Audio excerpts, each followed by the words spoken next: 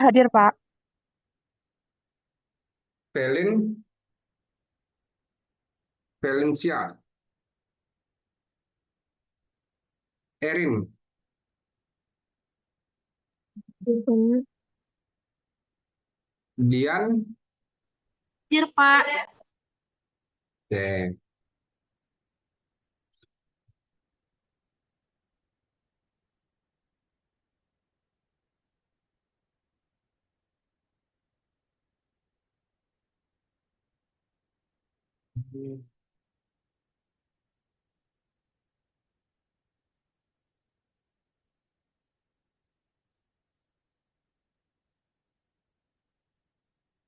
Oke, baik. Sebelum kita masuk ke materi, ada yang ingat yang pertemuan sebelumnya kita membahas tentang apa? Ada yang ingat?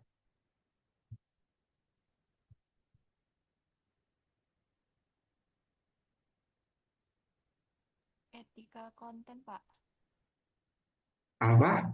Etika konten. Suaranya jauh, Mbak Serti. Etika konten, Pak. Etika konten. Bapak, maaf Pak, Valencia hadir. Tadi lagi kerja, Pak nggak megang HP. Oke, oke, oke. Nah, etika konten yang apa? Yang kita bahas kemarin terkait apa? Kalau apa tuh Pak, kalau misalnya konten farmasi itu tidak boleh ada unsur yang berlebihan gitu-gitu Pak. Ya. Dia tetap berdasarkan bukti gitu. Oke, kita lanjut di pertemuan 11, yaitu mengenai formulir.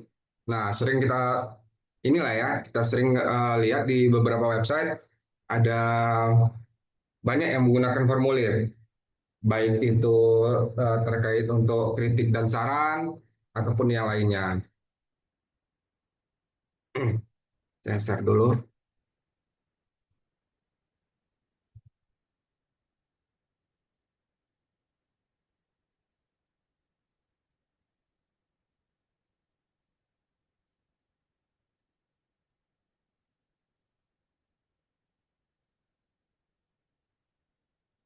Oke,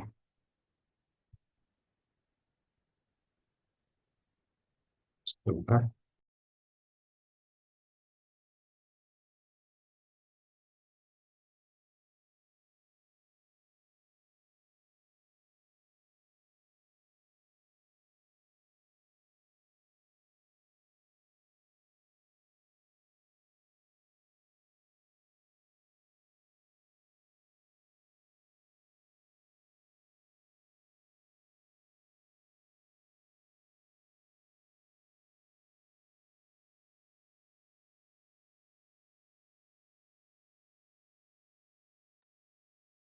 Oke, sudah muncul ya.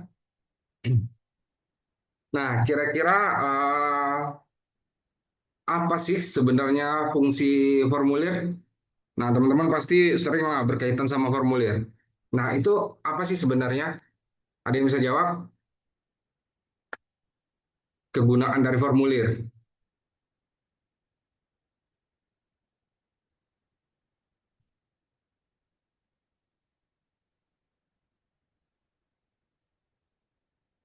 Ada? Ada yang Izin tahu apa menjawab fungsi Pak, formulir? Ya, izin menjawab Pak. Formulir itu biasanya bisa digunakan untuk kumpulan data gitu Pak. maaf. Ya benar, mengumpulkan data ya. Iya Pak. Oke. Nah, ini apa itu formulir? Web formulir ya. Web formulir adalah elemen website yang digunakan untuk mengumpulkan informasi dari pengguna. Nah, bisa itu pasien ataupun user lah secara keseluruhan pengguna website. Nah, data yang dikirim akan diproses oleh si server. Nah, untuk disimpan ke database atau dikirim melalui email kepada admin apotek. Nah, ini bisa kayak Google Form, bisa juga. Nah, tapi yang kita akan bahas itu yang ini, yang mana nanti itu akan disimpan ke database. Nah, walaupun kita tidak menyentuh database seperti yang saya bilang dulu, apa? Memang kayak MySQL, PostGL, itu kita nggak nyentuh itu.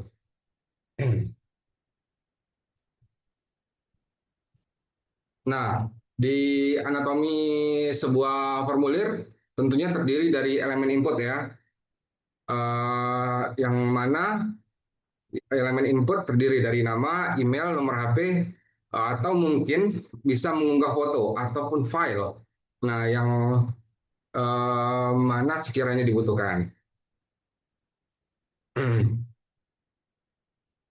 Nah, yang kedua ada label dan button. Button itu tombol. Nah, label memberi petunjuk isi kolom, tombol kirim menjalankan perintah pengiriman data. Nah, contoh label petunjuk isi kolom, ada yang tahu? Biasanya itu ada labelnya tuh kayak, bentar Pak, maaf.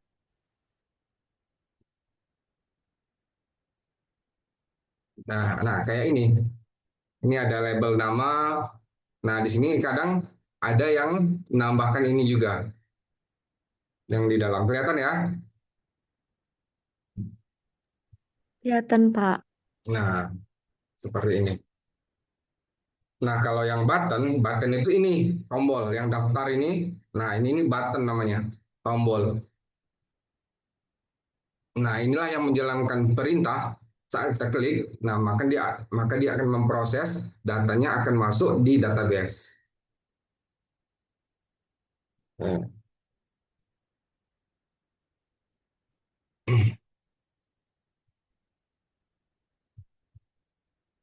Nah, biasanya si apa formulir itu dipakai di mana saja? Yang sepengetahuan teman-teman lah, selain dari apa di kritik dan saran. Di mana lagi yang sering teman-teman temui? Di pendaftaran biasanya Pak, Pendaftaran. Selain itu, eh,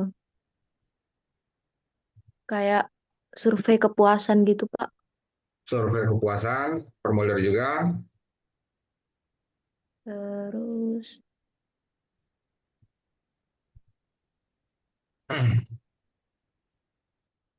Ada banyak lah ya yang menggunakan itu. Nah, termasuk di website farmasi. Nah, nanti itu fokusnya itu untuk ini identitas pasien ya untuk ini pembelian obat contohnya kan. Nah, seandainya pun ada resep dokter, nah di situ pastinya adalah formulir yang harus di ini ya diupload oleh si user. iya, Pak. Nah, bagian dua kegunaan di farmasi. Nah, tentunya meningkatkan efisiensi layanan kefarmasian. Nah, Nah, di sini judulnya registrasi dan rekam medis. Nah, sebelum pasien berkonsultasi, formulir digunakan untuk mendata riwayat alergi, contohnya penyakit penyerta dan obat yang sedang dikonsumsi. Nah, tentunya datanya harus sifat rahasia dan aman. Nah, yang kedua, ini kita bahas tadi pemesanan obat dan resep. Nah, pasien dapat memfoto resep dokter dan mengirimkan lewat Google lewat formulir ya.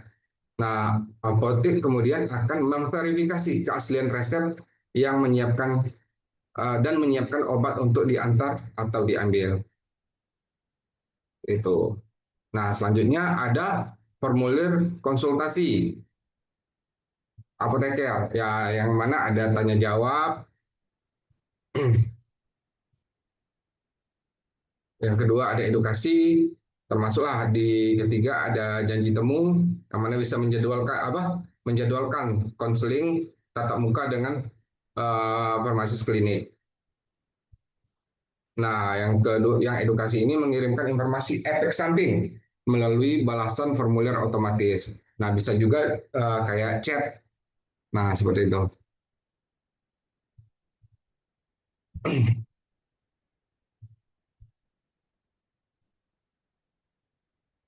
Nah, ini dampak penggunaan formulir. 60% efisien waktu layanan. Nah, tentunya pastinya mengurangi ya antrian fisik. Nah, cobalah kalau nggak ada ini, kita memang fisik nih, misalnya ke suatu apotek yang lagi rame, tentunya kita ini ya antri, misalkan ada mau apa konsultasi terkait obat. Nah, tapi dengan adanya formulir yang disediakan, nah ini bisa 60% lebih efisien untuk waktu. Nah, dan juga ya tidak kontak fisik. Nah, hanya menunggu ini apa? Hanya menunggu balasan saja dari yang apa? Yang berwenang.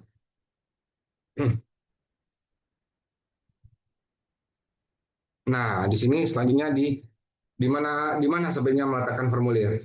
Nah, maksudnya di sini. Kalau dalam sebuah website ya, ada halaman kontak, yang selanjutnya di floating button untuk tombol beli obat yang selalu terlihat di pojok layar. Nah, yang ketiga pop up untuk pengumuman penting atau diskon obat terbatas.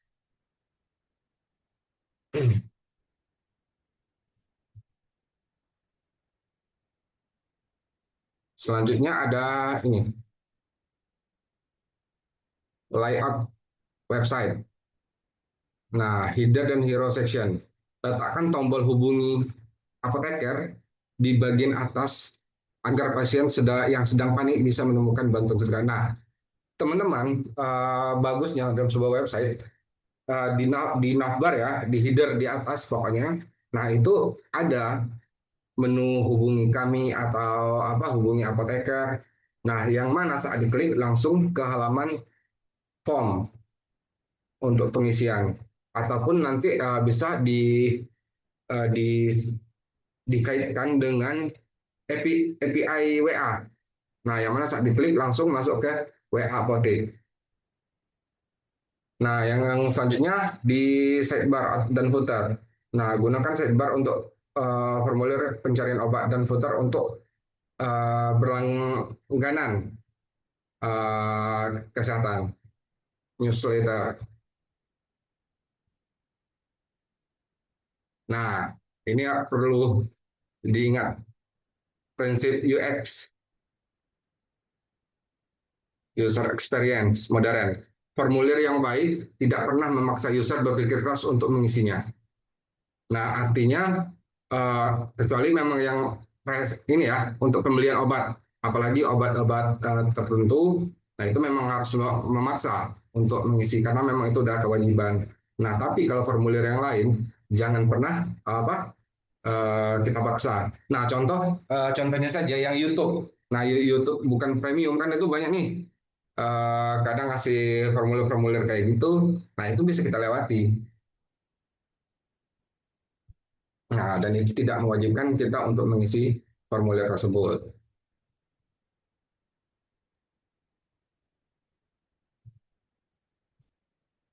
Masyarakat yang baik.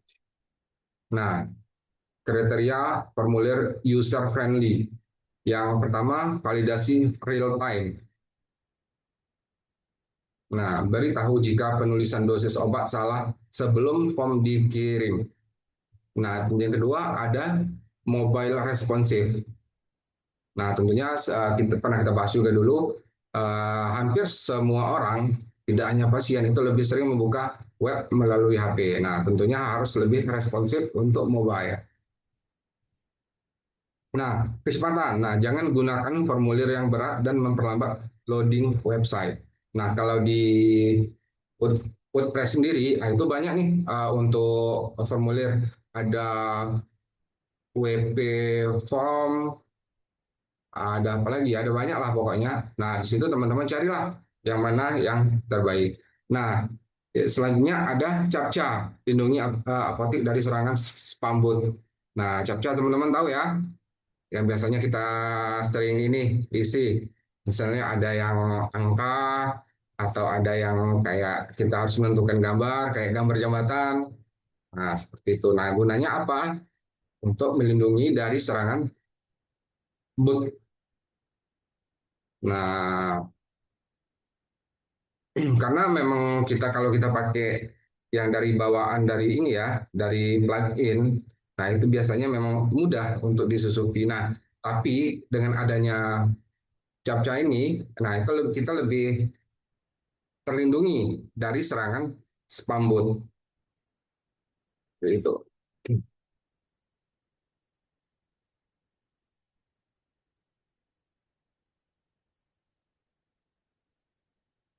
Nah, ini yang kita bahas kemarin juga. Wajib menggunakan protokol HTTPS agar data yang dikirim dari formulir ke database terenkripsi dan tidak bisa dicuri oleh hacker. Tahu terenkripsi? Ada yang masih ingat? Contoh terenkripsinya gimana? Ada yang ingat? Terhash. Nah, apa yang dimaksud terenkripsi? Ada yang tahu?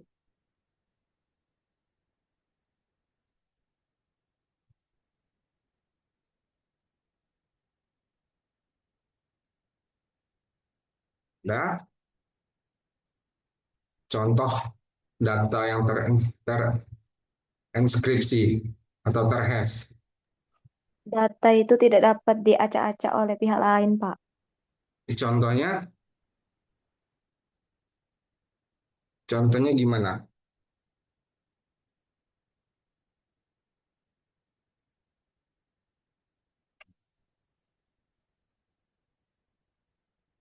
Contohnya gimana coba Mbak? Mbak Sari.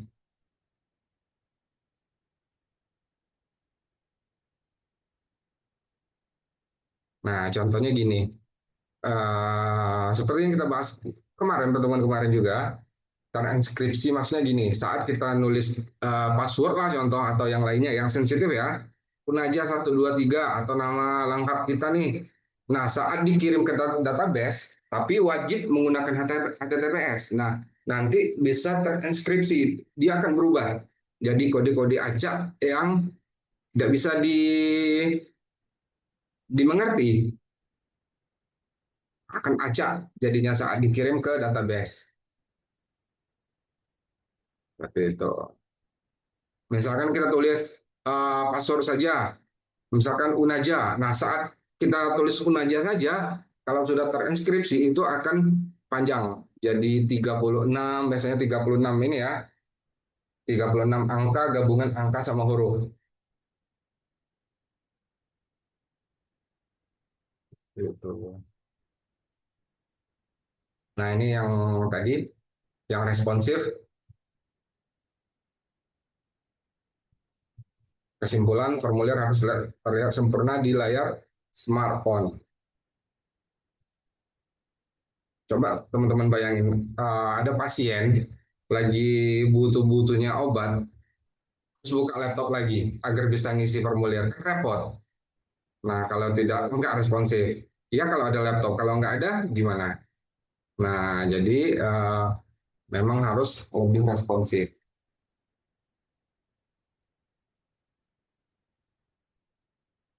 Nah, ini langkah teknis implementasi plugin di plugin WP Forms. Nah, besok kita praktek cara ini ya. Nah, yang pertama, kita sudah menggunakan lokal WP ya. Kemarin sudah bisa masuk, minimal untuk PHP-nya versi 8.1, tapi kalau teman-teman baru download sekarang udah di 8 sekian lah, di atas 8.1 pastinya. Nah, yang pertama masuk ke dashboard, oke. Pilih plugin seperti biasa, tambah, nah cari, lalu install seperti biasa. Terakhir lalu aktifkan. Nah, di sini drag and drop. Nah, nanti setelah kita aktifkan, nah akan muncul seperti ini. Teman-teman bisa memilih template yang sudah tersedia atau mau bikin template sesuai keinginan teman-teman. Nah, bisa untuk email, untuk button, paragraf, nama, nah, bisa untuk foto juga nantinya. Seperti itu. Nah, sampai di sini ada pertanyaan?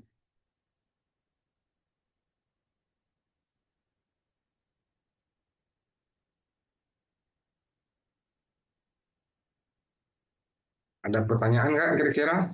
Pak, izin bertanya, Pak. Ya, Kan tadi kan Bapak ada ngebahas tentang pesan otomatis. Nah, itu tuh kan kadang tuh kita kan ngechat ke kayak ke misalnya WhatsApp suatu suatu toko misalnya, Pak. Terus ya. dia itu ngebalas itu pesan otomatis. Nah, terus tuh kayak ada tulisan mohon jangan membalas pesan otomatis ini itu tuh akan berbahaya ya, Pak. Misalnya jika kita membalasnya tuh gimana, Pak? Itu sih tidak berbahaya sih. Cuman untuk menghindari spam aja. Itu untuk Tidak. menghindari spam dari kita gitu ya, Pak, berarti. Ya dari kan mungkin dia itu broadcast ya. Nah, kalau banyak yang ngebalas kan semakin repot juga. Oh, begitu. Oke, Pak. Kirain kalau misalnya kita balas tuh Enggak, bakal enggak, berbahaya gitu. enggak. Oke, Pak. Terima kasih, Pak. Oke, ada lagi? Oh iya, Mbak Septi, Mbak Sari 10 poin ya, catat jangan lupa dari tadi. Iya, Pak. Ada yang mau bertanya? Terima kasih, Pak.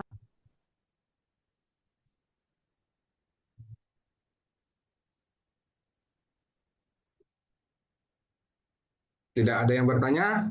Kita latihan nih kalau nggak ada yang bertanya.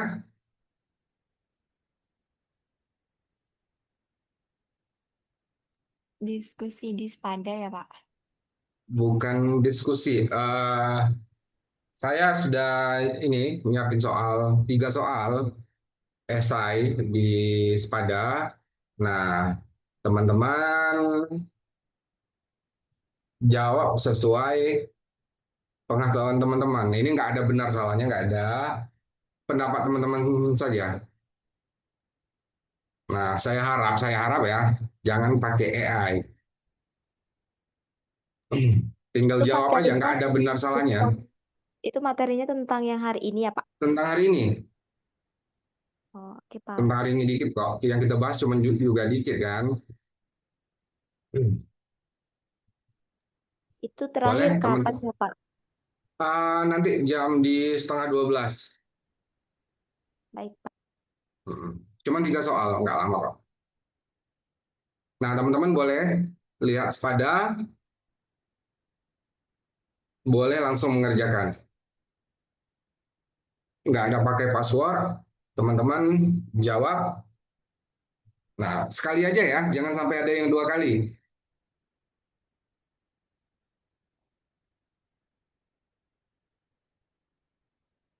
Oke, teman-teman kerjakan.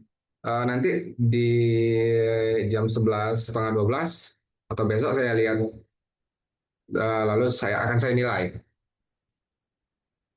Mungkin itu saja, tidak banyak. Ada yang mau bertanya? Bapak izin bertanya. Tadi ada bagian yang kayak spam bot gitu. Misalnya kan kita untuk keamanan data itu kan ada captcha tadi kan, Pak. Nah, Ya. contohnya ada kode, angka sama huruf sama kayak gambar menentukan misalnya jalan, jembatan, mobil segala macam. Itu kan kalau misalkan kita masuk web, dia nggak cuma sekali, Pak. Kayak dia tuh misalnya kita pilih nih, terus nanti ada masuk lagi, terus masuk lagi. Dia kayak misalnya ada 3 tahap gitu, Pak. Itu ngebuat kita tadinya pengen cepet gitu, Pak, cari informasi. Tapi Mhm. karena itu tuh jadi lama gitu, Pak. Itu Mhm. gimana ya, Pak? Apakah semua web harus ada itu atau gimana?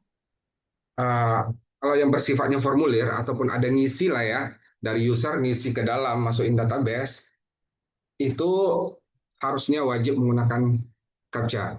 Karena ya kenapa? Karena kita menghindari dari spam bot. Nah, coba bayangin satu orang yang nyerang dalam 1 detik itu bisa puluhan kali. Nah, server kita terbatas. Down-nya langsung. Nah, tapi juga kalau banyak juga nggak bisa. Bagusnya yang satu, satu dia bukan checklist. Kan ada juga yang checklist kan. Cuma checklist saja, lalu bisa langsung. Nah, bagusnya memang kita memilih bisa itu angka, kombinasi, terus bisa gambar. Milih gambar. Nah, itu yang lebih baik sih. Nah, kalau udah sampai lebih dari satu juga itu udah ini juga ya, udah semakin mempersulit jadinya. Itu. Kasih poin juga ya, jangan lupa. Iya, Pak. Bapak izin Ya. nanya lagi, Pak. Yang terkait spam bot itu maksudnya kayak dalam bentuk chat atau gimana, Pak? Dia spam bot kayak gini. Mbak punya WA nih. Nah, saya coba ngirim pesan, sekali saya kirim itu bisa sampai ribuan dalam waktu bersamaan. Nggak hang HP Mbak jadinya. Nah, kapasitas RAM juga otomatis langsung penuh kan. Nah, gitu juga. Nah, dia itu cari celah. Dia cari celah. Yang ngirim spam bot itu bukan, walaupun bukan manusia yang buat ya, tapi yang ngirim itu udah komputer. Dia bikin satu website. Nah, yang mana website itu bisa sekali kirim banyak. Gitu. Baik, Pak. Terima kasih, Pak. Bapak Oke. izin bertanya boleh Pak? Ya. Kan ada tuh Pak kadang kami sih pernah itu tuh misalnya ngisi formulir. Nah itu tuh gagal. Nah itu tuh penyebabnya tuh apa Pak? Misalnya kayak ngisi formulir tuh selalu gagal gitu. Itu kalau gagalnya kenapa itu ya harus dilihat dulu. Bisa jadi jaringan, bisa jadi memang si nggak tahu lah dia buat formulir bukan Google Form kan, formulir website atau aplikasi Iya, kan. formulir website gitu Pak. Nah, bisa jadi kalau dia kebanyakan sekarang yang teman-teman dari developer ini menggunakan JavaScript. Nah, mungkin bisa jadi versi JavaScript-nya tidak sinkron sama HTML. Nah, itu bisa juga. Dia muncul, tapi pas saat ngirim gagal. Karena kan dia harus diupdate terus. Nah, banyak kalau itu banyak penyebab lah, memang harus dilihat dulu. Seperti itu. Oke Pak, terima kasih Pak.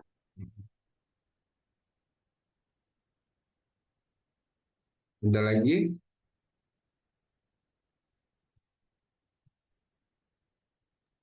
Oke, Seperti baik. Kalau tidak ada, kita tutup pertemuan kali ini. Silakan teman-teman mengerjakan soal latihan. Saya tunggu paling lama di jam ini ya, 23.37. Nanti setengah 12. Oke, Pak. mungkin itu saja. Saya tutup dengan wassalamualaikum warahmatullahi wabarakatuh. Waalaikumsalam Waalaikumsalam warahmatullahi Terima kasih, Bapak. warahmatullahi wabarakatuh. Terima Terima kasih, kasih. Bapak.